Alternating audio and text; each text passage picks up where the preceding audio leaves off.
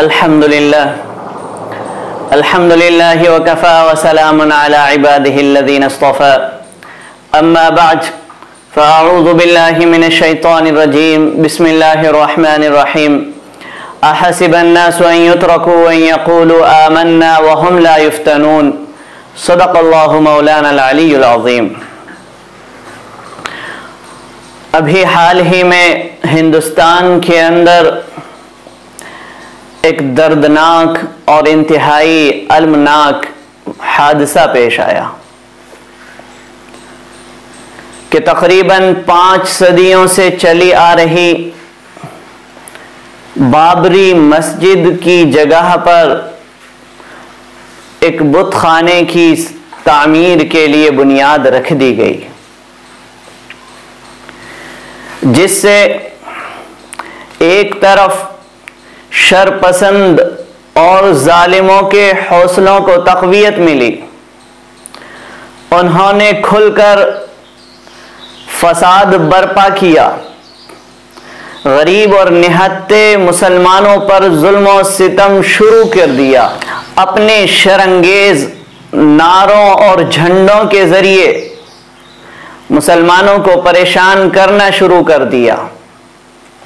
کہیں بوڑھے اور کمزوروں کو مارا گیا تو کہیں مسلمانوں کی دکانوں پر اپنے شر بھرے ہوئے جھنڈوں کو لہرایا گیا۔ وہیں دوسری طرف مسلمانوں نے اپنے آپ میں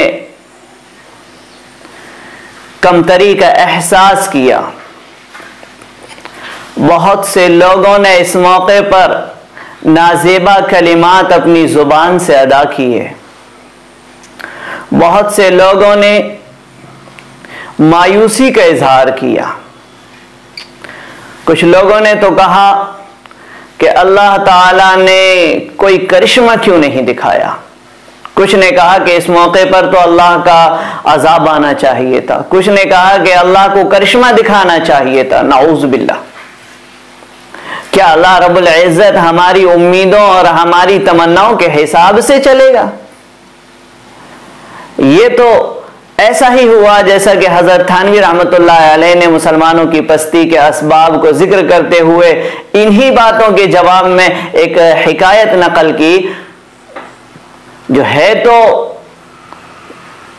غیر مناسب، لیکن حضرت فرماتے ہیں کہ لیکن یہاں بات جو آئی ہے، آپ نے الزام جو دیا ہے وہ اللہ پر الزام لگایا ہے، اس لیے یہاں اس حکایت کو ذکر کرنا کوئی نامناسب نہیں ہے۔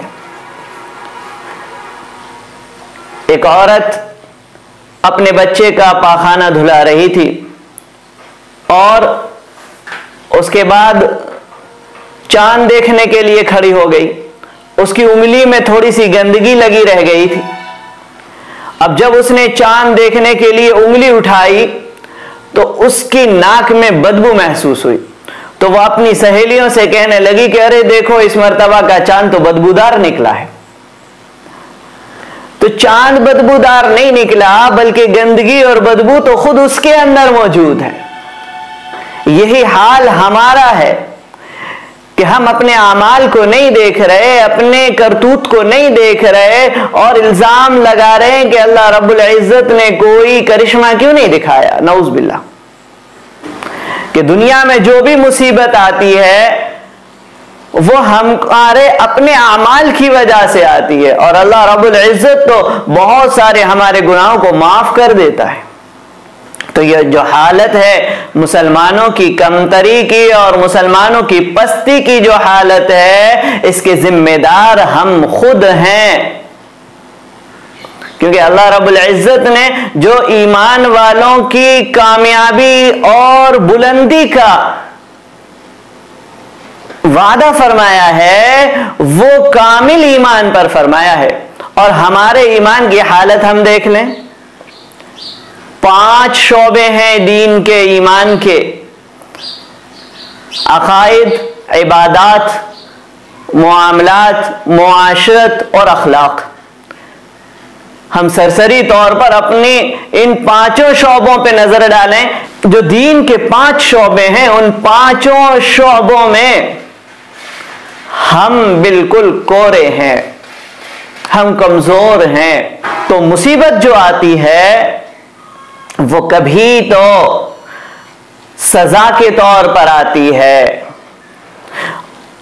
और आमाल की बुनियाद पर आती है, आमाल की खराबी पर आती है। और कभी मुसीबत जो आती है वो इंसानों की आजमाइश के लिए आती है, मुसलमानों की आजमाइश के लिए आती है। अल्लाह रब्बुल इज्जत ने फरमाया, अहसिबन्नासु अन युत्रकू अन यक़ूलू आमन्ना व हम ला युफ्तनून, कि क्या लोग ये समझते हैं कि वो छोड़ दिए जाएंगे सिर्फ इतना कहने से कि हम ईमान ले आए, उन्हें आजमाया नहीं जाएगा? जरूर आजमाया जाएगा। आम मुसलमान तो आम मुसलमान हैं, रसूलों को तक आजमाया गया। अल्लाह रब्बुल इज्जत ने दूसरी जगह फरमाया कि अम हसिबतुम अन तदखुलुल जन्नत वलम्मा यातिकुम मसलुल लज़ीना खलौ मिन क़ब्लिकुम, क्या तुम ये समझते हो कि तुम जन्नत में दाखिल हो जाओगे हालांकि अभी तुम्हारे ऊपर वैसे हालात नहीं आए जो तुमसे पहले लोगों पर आ गए। मस्सतहुमुल बअसाउ वद्दर्राउ, उनको सख्ती ने, तकलीफ ने पकड़ लिया। वज़ुल्ज़िलू, और उनको झंझोड़ दिया गया। हत्ता यक़ूल रसूल वल्लज़ीना आमनू मअहू मता नस्रुल्लाह, यहां तक कि रसूल और वो ईमान वाले जो उनके साथ थे वो ये कहने लगे कि अल्लाह की मदद कब आएगी। अला इन्न नस्रल्लाहि करीब, और से सुन लो कि अल्लाह की मदद करीब है। तो जब रसूलों को और नबियों को तक आजमाया गया तो हम कहां से आए? हमारी क्या बिसात है कि हमें नहीं आजमाया जाएगा? जरूर आजमाया जाएगा।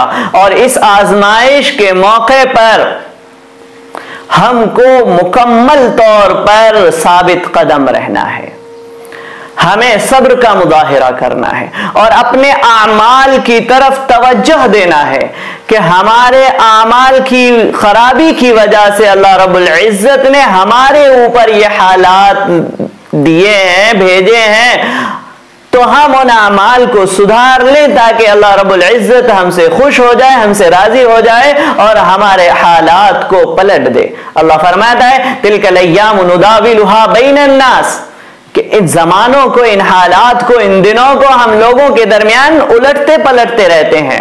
तो ऐसे हालात में हमें जुबान से बक बक नहीं करना चाहिए, हमें सब्र से काम लेना चाहिए और अपनी इबादत को और अपने अमाल को मजीद बढ़ा देना चाहिए। कहीं ऐसा ना हो कि हमारी हालत भी वैसी हो जाए जैसे कुरान करीम में अल्लाह फरमाते हैं कि वमिनन नासि मन यअबुदुल्लाह अला हर्फ, कि बाज लोग वो हैं जो मकसद के लिए, मतलब के लिए अल्लाह की इबादत करते हैं। फ़इन असाबहु खैरुन इत्मअन्न बिह, अगर उनको कोई भलाई पहुंचती है तो वो मुतमईन हो जाते हैं। व इन असाबतहु फितनतुन इनक़लब अला वजही, और अगर उन्हें कोई आजमाइश पहुंचती है तो वो लौट जाते हैं, फिर जाते हैं, वापस हो जाते हैं। खसर दुनिया वल आखिरा, ऐसे लोग दुनिया में भी खसारे में हैं और आखिरत के भी खसारे में हैं। तो इसलिए ऐसे मौकों पर ये जो आजमाइशें होती हैं, हमें अल्लाह रब्बुल इज्जत की तरफ ज्यादा से ज्यादा रुजू करना चाहिए और अपने आमाल की खबर लेनी चाहिए। सब